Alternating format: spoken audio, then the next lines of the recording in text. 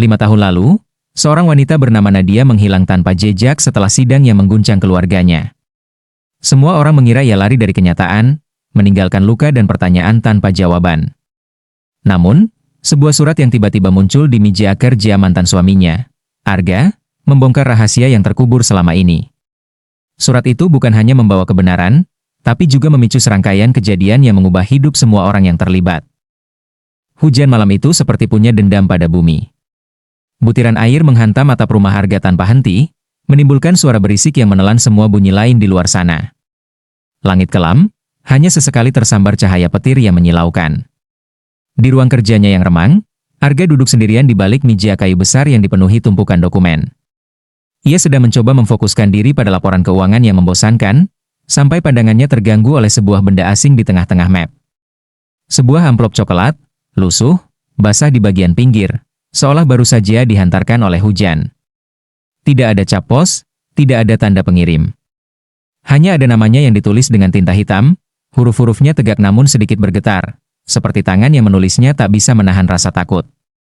Arga mengernyit. Ia tidak pernah menerima surat fisik selama bertahun-tahun, semua urusan selalu lewat email atau pesan singkat. Tapi entah kenapa, amplop itu membuat dadanya terasa berat, seperti ada sesuatu yang menekan dari dalam. Tangannya terulur, ragu sejenak sebelum merobek bagian atasnya. Sebuah lipatan kertas putih keluar, dan saat ia membukanya, aroma samar wangi lavender menyapa hidungnya. Aroma yang sangat ia kenal. Aroma yang pernah menempel di rambut seseorang, di leher seseorang, yang dulu menjadi seluruh dunianya. Matanya langsung membeku pada baris pertama. Kau tidak pernah tahu alasan sebenarnya aku menghilang, Arga. Sampai kau membaca ini. Darahnya seperti berhenti mengalir. Nafasnya tercekat. Nama itu tak tertulis di surat, tapi ia tahu persis siapa pengirimnya. Nadia. Wanita yang pernah ia cintai mati-matian. Wanita yang meninggalkannya begitu saja 5 tahun lalu, tepat setelah sidang perceraian yang memalukan itu berakhir. Sejenak, ingatan yang selama ini ia kunci rapat di dalam kepalanya pecah seperti kaca dihantam palu. Ia kembali melihat Nadia berdiri di ruang sidang. Wajahnya pucat namun matanya menatap lurus ke depan. Ia mendengar kembali suara palu hakim yang memutuskan hubungan mereka, dan langkah kaki Nadia yang menjauh tanpa menoleh, tanpa memberi kesempatan untuk bertanya kenapa. Sejak hari itu, Nadia menghilang, tidak ada jejak, tidak ada kabar. Semua orang berkata ia pergi ke luar negeri. Ada yang bilang ia menikah lagi. Ada juga yang berbisik bahwa ia lari bersama kekasih gelapnya. Arga memilih untuk mengubur semua itu, mengubur luka dan amarahnya dalam kesibukan kerja. Namun kini, 5 tahun kemudian, sebuah surat kecil telah membongkar kembali semua luka itu. Jantungnya berdegup tak beraturan saat matanya menelusuri kalimat demi kalimat di surat tersebut. Kata-kata Nadia bukan sekadar penjelasan, itu adalah peringatan. Tentang seseorang yang mengancam nyawa. Tentang rahasia yang ia simpan sendirian demi melindungi seseorang. Petir kembali menyambar di luar, menerangi ruangan dalam sekejap. Dan di momen singkat itu, Arga sadar, surat ini bukan akhir. Surat ini adalah awal dari sesuatu yang jauh lebih besar. Dan berbahaya. 5 tahun lalu, ruang sidang pengadilan negeri itu penuh sesak. Bangku pengunjung dipenuhi wartawan, tetangga, bahkan orang-orang yang tidak punya hubungan langsung, hanya datang demi menyaksikan drama yang sedang jadi bahan gosip seluruh kota. Lampu neon di langit-langit memancarkan cahaya dingin, membuat ruangan terasa semakin tegang. Setiap orang menatap ke arah dua sosok yang duduk di kursi tergugat dan penggugat. Arga, dengan jas hitamnya yang rapi namun wajah lelah, duduk kaku. Di seberangnya, Nadia, mengenakan gaun sederhana warna abu-abu, rambutnya dikuncir rendah, mata terarah lurus ke depan tanpa sedikit pun melirik ke arah mantan suaminya. Hakim mengetukkan palu sekali, suara kayu itu memantul di dinding, membuat semua orang terdiam. Sidang perceraian antara Tuan Arga dan Nyonya Nadia kembali dibuka. Suara hakim terdengar tegas. Arga menunduk sebentar, mencoba mengatur napasnya. Di dalam hati, ia masih berharap semua ini hanyalah kesalahpahaman. Ia ingin mendengar Nadia berkata ia salah paham, bahwa semua rumor tentang perselingkuhan dan pengkhianatan itu tidak benar. Namun Nadia hanya duduk diam, jemarinya saling meremas di pangkuannya. Pengacara Arga maju, menyerahkan berkas yang sudah disiapkan. Yang mulia, Kami mengajukan pembagian aset sesuai kesepakatan awal. Tapi pengacara Nadia langsung menimpali. Yang mulia, klien kami hanya meminta satu hal, kebebasan penuh. Tidak ada harta, tidak ada nafkah, tidak ada tuntutan apapun. Ruangan bergemuruh. Semua orang mulai berbisik-bisik. Arga menatap Nadia dengan tatapan bingung. Kau serius? Suaranya nyaris tak terdengar, tapi Nadia tidak menjawab. Hakim mengetuk palu lagi. Baik, jika kedua pihak telah sepakat. Arga memotong, tunggu. Setidaknya jelaskan padaku, kenapa? Matanya menatap tajam ke arah Nadia, mencari sedikit penjelasan. Nadia mengangkat kepalanya perlahan. Untuk pertama kalinya hari itu, mata mereka bertemu. Di balik tatapan itu, Arga tidak melihat kemarahan atau kebencian, yang ia lihat hanyalah kesedihan yang dalam. Seperti seseorang yang terpaksa melepas sesuatu yang masih ia genggam erat. Namun kata-kata yang keluar dari bibirnya membuat hati Arga hancur. Kadang, melepaskan lebih mudah daripada bertahan. Terutama kalau bertahan berarti mati perlahan. Semua orang terdiam. Arga tidak mengerti apa maksudnya, tapi sebelum ia sempat bertanya lagi, hakim sudah mengucapkan keputusan. Dengan ini, perceraian antara Tuan Arga dan Nyonya Nadia dinyatakan sah. Palu diketukkan 3 kali. Nadia berdiri, mengambil tas kecilnya, lalu berjalan keluar. Tidak menoleh, tidak mengucap selamat tinggal. Langkah kakinya bergema di lantai marmer, lalu menghilang di antara kerumunan wartawan yang menyerbu dengan pertanyaan. Arga mencoba mengejarnya, tapi tubuhnya seolah membeku di tempat.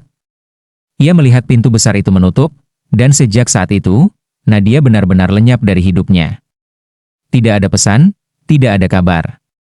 Hanya gosip dan spekulasi yang mengisi kekosongan itu. Selama 5 tahun, Arga mencoba melupakan hari itu. Ia bekerja tanpa henti, membangun kembali hidupnya, menutup rapat luka yang ia bawa. Tapi kini, ketika surat dari Nadia tiba di mejanya, luka itu terbuka lagi, lebih lebar dari sebelumnya. Karena sekarang ia tahu satu hal, Nadia tidak pergi karena alasan yang ia pikirkan. Dan apapun yang membuatnya menghilang. Belum selesai. Arga duduk sendirian di ruang kerjanya. Hujan di luar masih turun, menempelkan jejak air di kaca jendela. Sesekali cahaya petir menerangi ruangan, menciptakan bayangan aneh di dinding. Di depannya, surat dari Nadia tergeletak terbuka. Tangannya gemetar saat ia kembali membaca kalimat pertama. Kau tidak pernah tahu alasan sebenarnya aku menghilang, Arga. Sampai kau membaca ini. Ia menarik napas dalam-dalam, lalu melanjutkan membaca. Hari itu, di ruang sidang, aku ingin memberitahumu segalanya. Tapi seseorang sudah memperingatkanku, jika aku bicara, mereka akan memastikan bukan hanya aku yang menghilang, tapi juga kau. Mereka mengawasi kita, bahkan saat kau mengira kita sendirian di rumah. Aku tidak pergi karena aku membencimu, Arga. Aku pergi untuk menyelamatkanmu. Tapi sekarang, aku tidak bisa bersembunyi lagi. Waktu kita hampir habis. Ada sesuatu yang harus kau lihat. Pergilah ke tempat kita pertama kali bertemu. Lihat di bawah meja sudut dekat jendela. Jangan percaya siapapun. Arga berhenti membaca. Matanya terpaku pada 3 kata terakhir itu, jangan percaya siapapun. Kata-kata itu menusuk seperti belati, membuatnya sadar bahwa ancaman ini nyata. Ia menutup surat itu dan bersandar di kursinya. Otaknya bekerja keras mengingat kembali tempat pertama kali mereka bertemu. Butuh beberapa detik sebelum sebuah gambar muncul di kepalanya. Sebuah kedai kopi kecil di kota lama, tempat ia dan Nadia pertama kali berkenalan. Waktu itu, ia sedang menunggu klien yang terlambat datang, dan Nadia duduk di meja sebelah, sibuk mengetik di laptopnya. Obrolan ringan tentang cuaca hari itu menjadi awal dari segalanya. Arga menatap jam dinding, pukul 11 malam. Kedai itu pasti sudah tutup. Tapi entah kenapa, ia merasa dorongan untuk pergi sekarang juga. Surat ini bukan sesuatu yang bisa ia tunda. Ia mengambil mantel panjangnya, memasukkan surat ke dalam saku, dan melangkah keluar rumah. Udara dingin malam menerpa wajahnya. Jalanan sepi, hanya suara hujan dan gesekan ban mobilnya di aspal yang terdengar. Setelah sekitar 20 menit berkendara, ia tiba di kota lama. Lampu-lampu jalan temaram, beberapa toko sudah gelap, tapi kedai kopi itu masih terlihat sama seperti 5 tahun lalu, hanya papan namanya yang sedikit pudar. Pintu terkunci, tapi Arga tahu ada pintu belakang yang dulu sering dipakai karyawan untuk keluar masuk. Ia berjalan melewati gang sempit yang lembab, menemukan pintu itu, dan mendorongnya pelan. Anehnya, tidak terkunci. Di dalam, aroma kopi basi bercampur debu menyambutnya. Lampu gantung di tengah ruangan berayun pelan, seperti baru saja disentuh seseorang. Arga menelan ludah, merasakan bulu kuduknya meremang. Ia menuju meja sudut dekat jendela, meja tempat ia dulu duduk bersama Nadia. Ia berlutut, meraba bagian bawahnya. Jemarinya menyentuh sesuatu yang keras, sebuah kotak kayu kecil yang direkatkan dengan lakban. Arga merobek lakban itu dan membuka kotaknya. Di dalamnya ada sebuah flash disk hitam dan beberapa lembar foto. Saat ia melihat foto-foto itu, napasnya tercekat. Di salah satu foto, Nadia duduk di sebuah restoran, berhadapan dengan seorang pria berjas hitam. Arga mengenali wajah itu, Damar, mantan rekan bisnisnya yang pernah ia pecat karena korupsi. Foto lainnya menunjukkan Damar menerima koper berisi uang tunai dari seseorang yang wajahnya disamarkan bayangan. Tiba-tiba, sebuah suara terdengar di belakangnya. Sepertinya kau menemukan sesuatu yang seharusnya tidak kau lihat. Arga memutar badan dengan cepat. Di ambang pintu, berdiri seseorang yang tidak ia sangka akan ia temui malam itu. Arga berdiri membeku, kotak kayu masih di tangannya. Lampu gantung di kedai kopi itu berayun pelan, menciptakan bayangan yang bergerak di dinding. Sosok di ambang pintu melangkah maju, wajahnya perlahan terlihat di bawah cahaya lampu. Damar. Mantel hitamnya basah oleh hujan, rambutnya meneteskan air ke lantai. Senyum tipis menghiasi wajahnya, tapi tatapan matanya menusuk seperti pisau. Lama tak bertemu, Arga, katanya santai, seakan ini hanya pertemuan biasa. Arga meremas kotak kayu di tangannya, berusaha menyembunyikan kegelisahan. Apa yang kau lakukan di sini? Damar tertawa pelan, suara tawanya terdengar dingin. Pertanyaan yang salah. Seharusnya kau bertanya. Siapa yang memberitahuku kau akan datang? Hati Arga berdegup keras. Kata-kata Nadia di suratnya terngiang lagi. Jangan percaya siapapun. Matanya menyapu sekeliling, mencari jalan keluar. Pintu belakang ada di dekatnya, tapi Damar berdiri menghalangi jalan menuju pintu utama. Flash disk itu, Damar menunjuk tangan Arga. Berikan padaku. Sekarang. Arga menggeleng. Kalau ini memang milikmu, kenapa kau sembunyikan di sini? Senyum Damar menghilang. Nada suaranya berubah lebih tajam. Karena ada hal-hal yang tidak boleh keluar ke publik. Dan kalau kau pintar, kau akan berpura-pura tidak pernah melihatnya. Arga menatapnya tajam. Hal-hal seperti apa? Transaksi kotor? Korupsi? Ancaman terhadap Nadia? Nama itu membuat wajah Damar berubah. Matanya menyipit, rahangnya mengeras. Nadia terlalu banyak tahu. Dan kau, Arga. Kau baru saja menempatkan dirimu di posisi yang sama. Petir menyambar di luar, menerangi wajah Damar yang kini hanya berjarak beberapa langkah darinya. Arga bisa merasakan napas dingin pria itu, bisa melihat kilatan logam di tangan kanannya, sebuah pisau lipat yang baru saja dibuka. Letakkan flash disk itu, Damar mengulang dengan nada mengancam. Kalau tidak, aku pastikan kau tidak akan keluar dari sini hidup-hidup. Jantung Arga berpacu. Ia tahu, satu gerakan salah bisa mengakhiri segalanya. Ia memutar otak, mencoba mengulur waktu. Kalau kau membunuhku di sini, semua orang akan tahu. Ada CCTV di luar, Damar. Damar tersenyum miring. Kau pikir aku tidak mematikan listriknya sebelum kau datang? Seketika, ruangan terasa semakin mencekik. Suara hujan terdengar semakin keras, seolah memisahkan mereka dari dunia luar.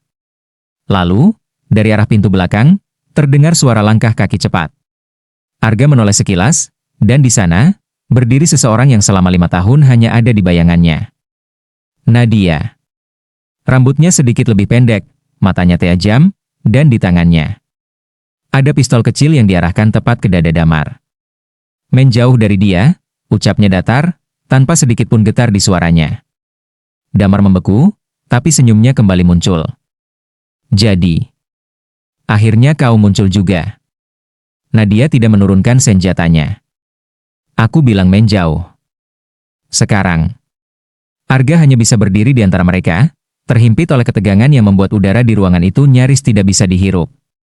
Ia sadar, apapun yang terjadi setelah ini, hidupnya tidak akan pernah sama lagi. Detik itu, udara di kedai kopi seperti membeku. Damar berdiri hanya beberapa langkah dari Arga, pisau di tangannya masih terbuka. Nadia, di pintu belakang, memegang pistol dengan genggaman mantap, matanya tak lepas dari pria berjas hitam itu. "Turunkan pisaumu, Damar," suara Nadia tenang, tapi tajam seperti pecahan kaca. Damar tertawa pelan, seperti tidak percaya situasi ini benar-benar terjadi. "Kau pikir pistol itu membuatmu aman? Kita berdua tahu, Nadia, peluru bukan solusi untuk masalah ini." "Aku tidak akan mengulanginya," Nadia memperingatkan. "Lepaskan pisaunya. Atau aku akan pastikan kau tidak bisa mengancam siapapun lagi." Arga, yang berdiri di tengah, merasa dadanya seperti diremas. Suara hujan di luar memukul kaca jendela, memantulkan kilatan cahaya petir yang sesekali menyinari wajah tegang mereka. Ia menatap Nadia, matanya penuh pertanyaan. Mengapa? Kenapa semua ini bisa terjadi? Damar perlahan mengangkat kedua tangannya, membiarkan pisaunya jatuh ke lantai. Logam itu beradu dengan ubin, menghasilkan bunyi nyaring yang memecah keheningan. "Pintar sekali kau mengatur semuanya, Nadia. 5 tahun bersembunyi, hanya untuk kembali menyerahkan dirimu." "Bukan menyerahkan diri," jawab Nadia datar. "Ini tentang mengakhiri semua permainanmu." Arga menatap mereka bergantian, mencoba memahami potongan cerita yang berputar di kepalanya. Permainan apa ini? Apa yang sebenarnya terjadi 5 tahun lalu? Nadia menghela napas, masih tidak menurunkan senjatanya. "Arga, waktu itu aku menemukan bukti. Bukti bahwa Damar melakukan transaksi ilegal, menggunakan perusahaanmu sebagai kedok. Ada pejabat tinggi yang terlibat, dan..." "Cukup." Damar memotong kasar, langkahnya maju setengah meter. "Kau kira dia akan mempercayaimu setelah kau menghilang tanpa jejak?" "Dia akan percaya," jawab Nadia cepat, "karena sekarang dia melihatmu di sini, mencoba membungkamku dengan cara yang sama seperti kau membungkam 2 orang saksi lain 5 tahun lalu." Arga membelalak. "Kau membunuh mereka?" Damar hanya tersenyum tipis, seolah pertanyaan itu tak butuh jawaban. Lalu, dengan gerakan cepat, ia menendang meja di sampingnya ke arah Arga. Benturan itu membuat Arga kehilangan keseimbangan dan Nadia teralihkan sepersekian detik. Kesempatan itu digunakan Damar untuk melompat ke belakang rak kopi, menghilang ke arah pintu samping. Nadia segera mengejar, tapi sebelum ia sempat menembak, suara pintu besi berderi tertutup, diikuti suara langkah kaki berlari di luar. "Nadia, tunggu." Arga berlari menghampirinya. Nafas mereka sama-sama memburu. "Kita harus pergi sekarang," kata Nadia cepat. "Kalau dia lolos, dia akan memanggil orang-orangnya. Mereka tidak akan membiarkan kita keluar dari kota ini hidup-hidup." Mereka keluar lewat pintu belakang kedai, berlari di bawah hujan yang menusuk kulit. Jalanan kota lama basah dan licin, lampu jalan memantulkan cahaya temaram di genangan air. Mobil Arga terparkir di ujung gang, dan mereka masuk tergesa-gesa. Di dalam mobil, Arga menyalakan mesin sambil menatap Nadia. "Kau harus jelaskan semuanya padaku sekarang, Nadia. Tidak ada lagi rahasia." Nadia menarik napas panjang, wajahnya terlihat lelah tapi matanya tetap fokus. "Flash disk itu berisi semua bukti yang kubawa lari 5 tahun lalu. Video, dokumen, rekaman transaksi, semuanya. Kalau kita bisa mengirimnya ke media besar atau pihak berwenang yang bersih, ini akan mengakhiri mereka." Arga menatapnya lama. "Lalu kenapa kau tidak melakukannya waktu itu?" Nadia menunduk sebentar, lalu berkata pelan, "Karena sebelum aku sempat melakukannya. Mereka mengancam nyawamu. Aku melihat foto-fotomu di sebuah berkas yang mereka pegang. Waktu itu aku sadar, satu-satunya cara menyelamatkanmu adalah menghilang, membuat mereka berpikir aku sudah menyerah." Kata-kata itu membuat dada Arga sesak. Selama ini ia menyimpan amarah pada Nadia, tapi ternyata perempuan itu memilih dihujat dan ditinggalkan demi melindunginya. Petir kembali menyambar, membuat cahaya putih membelah kegelapan di dalam mobil. Dalam kilatan itu, Arga melihat sesuatu di kaca spion. 2 mobil hitam melaju cepat dari arah belakang. "Nadia." Suaranya merendah, tegang. "Kita diikuti." Nadia menoleh ke belakang, matanya membelalak. Cepat, keluar dari jalan utama. Mereka tidak akan berhenti sampai dapat kita. Arga memutar setir dengan cepat, mobil berbelok tajam ke jalan sempit. Ban memercikan air dari genangan. Suara mesin mobil pengejar semakin mendekat, dan di antara deru hujan, Arga bisa mendengar satu hal yang membuat bulu kuduknya berdiri, suara tembakan. Ban mobil Arga memercikan air dari genangan saat ia membelok tajam ke jalan sempit kota lama. Lampu-lampu jalan berpendar buram di balik hujan deras, sementara di belakang, dua mobil hitam mengejar tanpa ampun. "Nadia, sabuk pengamanmu!" teriak Arga, matanya fokus ke jalan licin di depan. Nadia sudah menguncinya, satu tangannya memegang pistol, satunya lagi meraih flash disk dari saku mantelnya. Kalau mereka dapat ini, semua yang kita lakukan sia-sia. Tiba-tiba, suara tembakan terdengar, memecahkan kaca belakang mobil. Arga meringis saat serpihan kaca mengenai pipinya. Mereka gila. Belok ke kiri. Ada gang buntu, tapi ada pintu tembusan di ujungnya, ujar Nadia cepat. Arga sempat ragu. Gang buntu. Percayalah. Ia memutar setir tajam ke kiri. Mobil masuk ke gang sempit yang diapit tembok bata tua. Cahaya lampu belakang mereka menyorot siluet dua mobil hitam yang terus mengikuti. Di ujung gang, benar saja, buntu. Tapi di sisi kanan ada pintu besi besar. Nadia turun duluan, berlari ke pintu itu sambil berusaha memutarnya. Terkunci. Teriaknya. Arga keluar, menendang engsel pintu dengan tenaga penuh. Besi itu akhirnya terbuka, memperlihatkan gudang tua yang gelap. Mereka mendorong mobil masuk dan menutup pintu tepat sebelum mobil para pengejar berbelok masuk gang. Di dalam gudang, bau besi berkarat dan debu menusuk hidung. Arga mematikan mesin, menahan napas. Dari luar, suara mesin mobil para pengejar terdengar berhenti. Beberapa detik kemudian, langkah kaki berat mendekat. Nadia memberi isyarat untuk diam. Ia berdiri di samping pintu dengan pistol terangkat. Arga menggenggam sebuah batang besi yang ia temukan di lantai. Pintu berderi terbuka perlahan, dan cahaya senter masuk. Siluet seorang pria masuk duluan, diikuti 3 orang lain. Mereka berpakaian hitam, bersenjata. Cari mereka.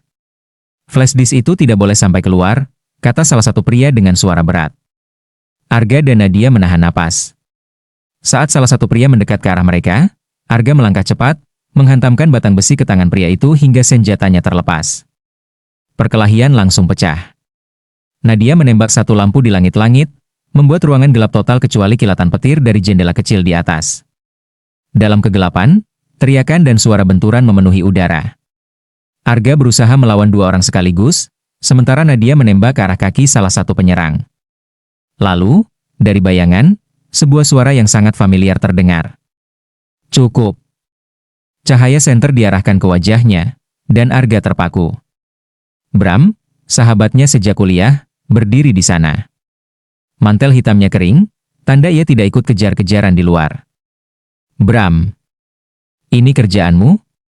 Arga nyaris tidak percaya. Bram tersenyum tipis, berjalan mendekat. Kau terlalu pintar untuk hidup terlalu lama, Arga. Semua ini, perusahaan, proyek-proyek besar, kau pikir hanya milikmu? Damar hanyalah eksekutor. Aku otaknya. Nadia mengarahkan pistol ke Bram. Jadi benar. Kau yang memerintahkan mereka membunuh 2 saksi itu 5 tahun lalu. Bram mengangkat alis. Dan akan kulakukan lagi kalau kalian tidak menyerahkan flash disk itu sekarang. Hujan di luar semakin deras. Petir menyambar, menerangi wajah Bram yang dingin dan tanpa rasa bersalah. Arga merasakan darahnya mendidih. Selama ini, kau yang mengatur semuanya. Bahkan membuatku percaya Nadia yang salah. Bram mengangkat tangannya, memberi kode pada anak buahnya untuk maju. Ini hanya bisnis, Arga. Tapi sebelum mereka sempat bergerak, suara sirene polisi terdengar dari kejauhan, semakin mendekat. Wajah Bram berubah tegang. Nadia tersenyum tipis. Kau lupa satu hal, Bram. Aku tidak datang sendirian. Pintu belakang gudang tiba-tiba didobrak, belasan polisi masuk sambil mengarahkan senjata. Dalam sekejap, anak buah Bram dilumpuhkan. Bram sendiri diborgol, wajahnya tak lagi tenang. Arga berdiri mematung, mencoba mencerna semua yang baru saja terjadi. Sementara itu, Nadia menatapnya, kali ini tanpa rahasia di matanya. Sekarang kau tahu kenapa aku menghilang, Arga. Dan kenapa aku kembali. Suara hujan di luar mereda perlahan. Tapi di hati Arga, badai baru saja dimulai. Karena ia tahu, meskipun Bram ditangkap, permainan ini belum berakhir. Gudang tua itu kini sepi, hanya menyisakan bau mesiu dan sisa hujan yang menetes dari atap bocor. Polisi telah membawa Bram dan anak buahnya, tapi di hati Arga dan Nadia, rasa lega itu hanya setipis kabut. Arga duduk di kursi berkarat, napasnya berat. Tangannya masih gemetar, entah karena sisa adrenalin atau karena satu pertanyaan yang tak mau hilang. Siapa sebenarnya dalang dibalik semua ini? Nadia berjalan pelan ke arahnya sambil membawa flash disk yang selama ini menjadi pusat perburuan. Kita harus buka ini sekarang, katanya lirih. Di sini? Arga mengerutkan dahi. Tidak. Kalau Bram benar bilang dia hanya eksekutor, berarti ada orang yang lebih besar mengatur semuanya. Kita buka di tempat yang aman. Beberapa jam kemudian, mereka tiba di sebuah apartemen kecil di pinggiran kota, tempat yang hanya Nadia yang tahu. Lampu dinyalakan, ruangan itu sederhana tapi tertata rapi. Di meja kecil dekat jendela, Nadia meletakkan laptop. Arga duduk di depannya, menatap flash disk seolah benda itu bisa meledak kapan saja. Nadia menghubungkannya ke laptop, jari-jarinya cepat menekan tombol. Beberapa detik kemudian, layar menampilkan puluhan folder terenkripsi. Nadia menghela napas panjang. Ini level enkripsi tinggi. Tapi kalau kita pecahkan, semua akan terbuka. Arga menatapnya lekat-lekat. Kau tahu ini berbahaya. Begitu kita membukanya, kita tidak bisa mundur lagi. Nadia hanya tersenyum tipis. 5 tahun lalu aku menghilang karena aku pikir itu satu-satunya cara melindungi kita. Sekarang, aku kembali untuk menyelesaikan semuanya. Proses dekripsi berjalan, persentase di layar pelan tapi pasti bertambah. 20%. 35%. 60%. Tiba-tiba, listrik apartemen padam. Layar laptop mati. Suasana langsung gelap gulita. Arga berdiri cepat. Mereka menemukan kita. Dari luar, terdengar derap langkah cepat di lorong apartemen. Nadia meraih pistolnya, memberi isyarat agar Arga tetap diam. Seseorang mencoba membuka pintu, tapi Nadia sudah menguncinya dari dalam. Namun, suara di luar itu bukan teriakan atau ancaman. Sebuah suara berat berkata lirih, Arga, Nadia. Buka. Ini Kapten Surya. Arga ragu, tapi Nadia mengintip dari lubang pintu. Benar, Kapten Surya, kepala tim kepolisian yang menangkap Bram, berdiri di sana bersama 2 anak buahnya. Mereka langsung masuk ketika pintu dibuka. Cepat ikut kami. Apartemen ini sudah diincar. Ada pihak yang ingin kalian tidak pernah membuka data itu, kata Kapten Surya sambil menatap serius. Mereka dibawa ke markas polisi, ke sebuah ruangan aman. Di sana, laptop kembali dinyalakan, proses dekripsi dilanjutkan. Saat 100% tercapai, layar menampilkan serangkaian dokumen, rekaman audio, dan video. Arga dan Nadia menatap dengan mata membesar. Dokumen itu berisi bukti transfer bernilai miliaran, kontrak proyek fiktif, dan daftar nama. Tapi yang membuat Arga terpaku adalah nama di urutan paling atas, seseorang yang ia kenal baik. Nadia membeku. Tidak mungkin. Kapten Surya memandang mereka penuh arti. Sekarang kalian mengerti kenapa Bram hanya pion. Orang ini. Dia punya kekuasaan jauh di atas yang kalian bayangkan. Di layar, foto itu jelas terlihat. Menteri Pratama, sosok yang selama ini dikenal publik sebagai pejabat bersih, berwibawa, dan bahkan pernah menjadi mentor Arga di awal karir. Arga merasa seolah dunia runtuh di sekelilingnya. Kalau ini benar, berarti 5 tahun lalu. Semua yang terjadi pada kita, semua kematian itu. Dia yang mengaturnya. Nadia menatap Arga, matanya bergetar. Dan sekarang dia pasti sudah tahu kita memiliki buktinya. Kapten Surya menatap mereka dalam-dalam. Kalian harus memutuskan, menyerahkan ini ke publik.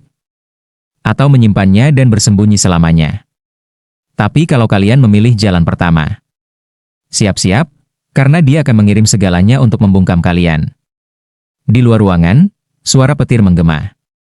Hujan turun deras, seperti memberi isyarat bahwa badai yang sesungguhnya baru saja dimulai. Malam itu, Hana tidak bisa tidur. Pikirannya dipenuhi tanya yang tak berujung. Tubuhnya terbaring di tempat tidur, tapi jiwanya entah di mana. Di atas meja kecil di sisi ranjang, undangan emas itu masih tergeletak, saksi bisu dari sebuah pengkhianatan yang tak masuk akal. Ia menatap langit-langit kamar yang gelap. Di sebelahnya, tempat tidur itu kosong. Biasanya Arman akan tergeletak di sana, dengan tubuh letih dan napas berat. Tapi sudah hampir 2 minggu ini, Arman tak pulang. Dan kini, semuanya mulai masuk akal. Atau justru, semuanya semakin tak masuk akal. Dengan jantung berdebar, Hana mengambil ponsel. Ia membuka aplikasi WhatsApp dan mencoba menghubungi Arman. 1 kali. Tidak dijawab. 2 kali. Masih tidak dijawab. Akhirnya ia hanya menulis pesan pendek. "Kamu baik-baik saja di sana? Aku dapat sesuatu hari ini. Tolong hubungi aku secepatnya." Pesan itu hanya centang 1. Perasaannya semakin tak tenang. Hana membuka media sosial, mencari-cari apakah ada petunjuk apapun tentang pernikahan itu. Ia membuka akun Facebook Arman, lalu Instagram. Tapi tak ada apa-apa. Semuanya normal. Foto terakhir bahkan adalah foto mereka berdua 3 bulan lalu saat liburan singkat ke Bandung. Apa aku sedang dimanipulasi? Apa semua ini hanya prank jahat? Tapi siapa yang tega mengirim undangan palsu seperti ini? Pikirnya.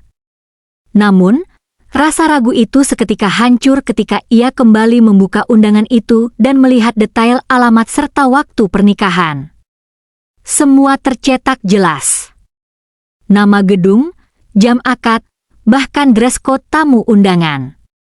Semua terlalu nyata untuk disebut sebagai lelucon. Hana terdiam lama. Ia tidak menangis. Ia hanya duduk. Memikirkan satu hal. Haruskah aku datang ke pernikahan suamiku sendiri? Beberapa jam kemudian, menjelang subuh, Hana membuka laptop dan mencari informasi tentang lokasi yang tertera di undangan. Sebuah ballroom mewah di pinggiran kota. Tanggalnya? 2 hari lagi. 2 hari dari sekarang. Arman akan berdiri di pelaminan bersama wanita lain, sementara status pernikahannya dengan Hana masih sah secara hukum dan agama. Air matanya jatuh lagi. Tapi kali ini, bukan karena patah hati. Karena harga diri. Ia merasa diinjak-injak, dianggap tidak ada, disembunyikan seperti aib. Lalu ia bangkit. Tanpa suara, tanpa teriakan. Ia berdiri di depan cermin, menatap wajahnya sendiri yang pucat dan lelah. Tapi di balik sorot matanya yang sayu, perlahan muncul sesuatu yang lebih kuat, api. Kalau dia bisa menikah diam-diam, maka aku juga bisa datang diam-diam.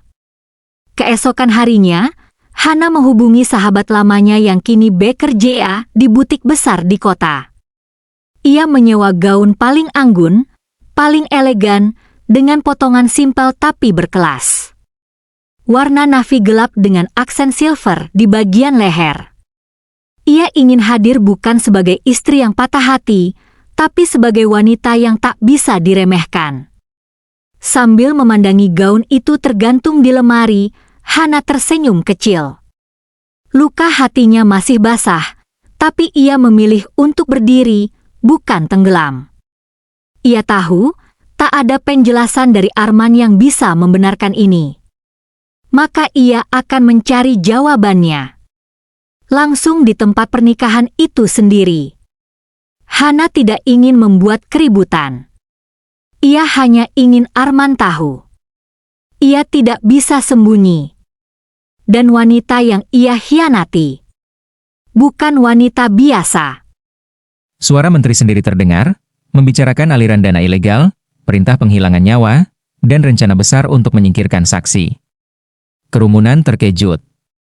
Beberapa tamu mulai merekam dengan ponsel mereka. Wartawan yang hadir langsung menyalakan kamera. Wajah Menteri Pratama berubah pucat, lalu merah padam. Ia berteriak memerintahkan pengawal memutus siaran, tapi Kapten Surya dan tim sudah mengamankan ruang kontrol. Di balkon samping, Arga memanfaatkan kekacauan itu untuk melawan. Ia menendang salah satu pria bersenjata, meraih pistolnya, dan mengarahkan ke Bram. Permainan sudah berakhir, katanya dengan suara dingin. Bram tertawa pendek, lalu mencoba menarik pelatuk, tapi Arga lebih cepat. Satu tembakan membuat Bram terjatuh, senjatanya terlepas. Arga berlari kembali ke ruang utama, tepat ketika layar terakhir menampilkan tanda tangan digital Menteri Pratama di dokumen korupsi. Sorak-sorai campur teriakan memenuhi ruangan. Polisi yang hadir langsung bergerak. Menteri Pratama dikepung dan digelandang keluar, sementara wajahnya terpampang di siaran langsung televisi. Nadia berdiri di tengah kerumunan, matanya mencari-cari Arga. Saat melihatnya, ia berlari dan memeluknya erat. "Kita berhasil," bisik Nadia, suaranya bergetar antara lega dan tidak percaya. Arga mengangguk, menatap kerumunan yang masih heboh. "Ya. Tapi harga yang kita bayar tidak kecil." Di luar gedung, sirene polisi meraung, lampu biru dan merah memantul di genangan hujan. Malam itu, kebenaran akhirnya keluar ke permukaan, dan dunia mereka tak akan pernah sama lagi. 3 minggu telah berlalu sejak malam itu. Jakarta kembali bergerak seperti biasa, tapi bagi Arga dan Nadia, dunia mereka telah berubah selamanya. Menteri Pratama kini mendekam di tahanan, wajahnya terpampang di semua halaman berita sebagai simbol jatuhnya tirani. Proses hukum sedang berjalan, dan kali ini, tak ada yang bisa membelokkan arah keadilan. Namun kemenangan itu tak datang tanpa luka. Bram tewas malam itu, dan meski ia musuh, Arga tetap menyimpan rasa pahit, karena setiap nyawa, bagaimanapun, menyisakan bayangan. Arga dan Nadia memilih menjauh dari hiruk-pikuk kota. Mereka menyewa rumah kayu kecil di tepi danau, jauh dari sorotan media. Setiap pagi, mereka duduk di teras, menatap matahari terbit di balik kabut, mencoba merangkai kembali hidup yang pernah dipecah-pecahkan oleh intrik dan pengkhianatan. Suatu sore, Nadia berjalan keluar dengan secangkir teh, lalu duduk di samping Arga. "Kau tahu," katanya pelan, "aku dulu selalu berpikir keadilan itu milik mereka yang berkuasa. Tapi ternyata, keadilan bisa milik siapa saja ya, asal kita cukup gila untuk memperjuangkannya." Arga tersenyum tipis. Dan cukup keras kepala untuk tak menyerah. Mereka terdiam, hanya mendengar suara air beriak lembut. Burung-burung kecil hinggap di pagar kayu, sinar matahari sore memantulkan warna keemasan di permukaan danau. Tiba-tiba, sebuah amplop tanpa nama tergelincir di bawah pintu rumah. Nadia meraihnya, membuka, dan menemukan foto mereka berdua saat meninggalkan gedung gala malam itu, diambil dari sudut jauh.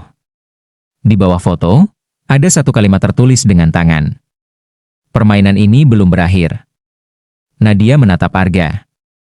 Arga balas menatapnya, rahangnya mengeras. Di balik ketenangan sore itu, keduanya tahu, badai bisa datang lagi kapan saja.